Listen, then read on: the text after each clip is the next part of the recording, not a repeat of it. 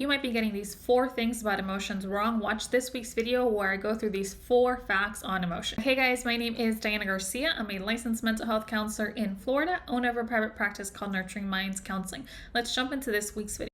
Emotions are neither good or bad, right or wrong. I tell this to clients all the time and they seem a little surprised by this because the really key piece about this is that a lot of us tend to judge our emotional reactions. When we have an emotion, we tend to immediately start thinking, oh, I shouldn't feel this way, this is wrong, other people wouldn't feel this way.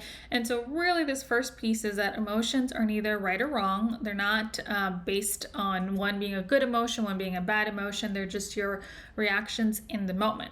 So the less you can start to judge your emotions, the better you're going to be. If you can just start to acknowledge and accept that this is your emotional experience in this moment versus needing to automatically judge it. And so this goes into a little bit what we talk about, the difference between clean and dirty pain, which I'll go through in another video. But really this clean pain is just that initial emotional reaction that you don't really have that much control over.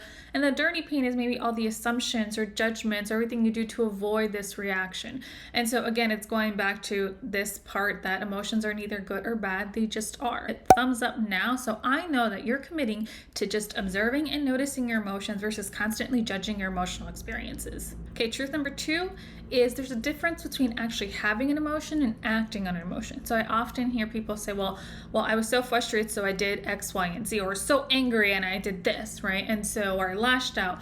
And really kind of acknowledging that there's this kind of myth that if you feel a certain way, it gives you kind of free rein to act on it. And so there's very 2 distinct pieces. You can have an emotion. That doesn't mean you have to act on it. That's very different from an actual behavior. It's kind of like that classic quote from Viktor Frankl, between stimulus and response, there's a space, right? And so you really want to get good at cultivating that space in between. So stimulus being your emotional reaction, response being your actual behavioral reaction. So actually what I can see with my eyes, right? So if you yell, you walk away, right? Whatever you actually do with your hands and feet. And so that's the difference. We really want to start to separate. You can have a feeling or emotion, but you don't actually have to act on it. You can choose to create that space to be really intentional about how you want to act. Now, of course, I know sometimes we all fall prey to them feeling like really overwhelmed, we get flooded, and then we just act.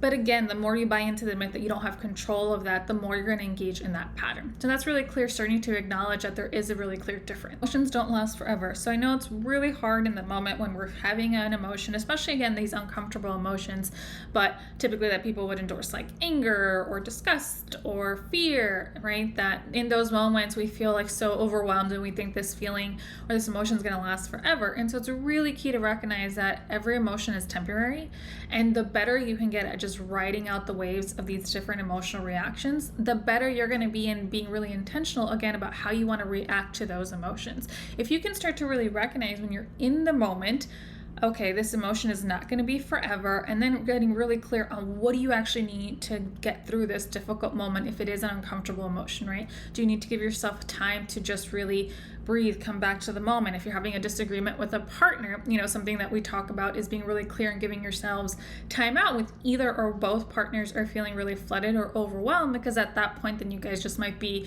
engaging in unhealthy ways. But again, in that break, it's getting clear on like what do you actually need to like self-soothe your system, not just kind of further get escalated or upset and so forth. Same thing individually. It's getting really clear on like what do you need in those moments. If you know this emotion is temporary, what do you need to kind of ride out this wave of emotions? So let me know in the comments below some ideas or suggestions that you guys have figured out that really help you ride out the waves of emotion. Let me know so that we can all learn from each other. All right, last piece, emotions are not facts. So this might be really hard to buy into, especially nowadays when we live in a very divisive culture. Everyone has their own opinions and thoughts, and when we feel something, we think, well, that's just fact. And then even more so, it gives credence, well, if my emotion's factual, then I have the right to act on it. That's not true. And even when we think of like the classic kind of anxious response, when you get really nervous about something, or your anxious mind tells you that something's going to happen, and so you have this fear in the moment, and you think, okay, I need to listen to it and act on it. And that's not always true. Sometimes it is. Sometimes it might be helpful, but other times it's really not true. Emotions aren't facts, they're just responses that's happening, that you're perceiving and you're taking in information and having a reaction. And then it's your job to figure out, is that a reaction that you want to listen to or heed or not? But they're not facts, they're not based on black or white facts. And that might be really hard for some people, that there is a lot of gray when it comes to our emotional landscape. Now, you're a pro when it comes to emotions because you're no longer going to buy into these 4 mistakes that people make when it comes to emotions. And to really dive in, I encourage you to watch this video next, where it's a really clear book to help you further dive into the emotional landscape. And as always, I encourage you to continue nurturing your mind, body, and soul. Thanks, guys.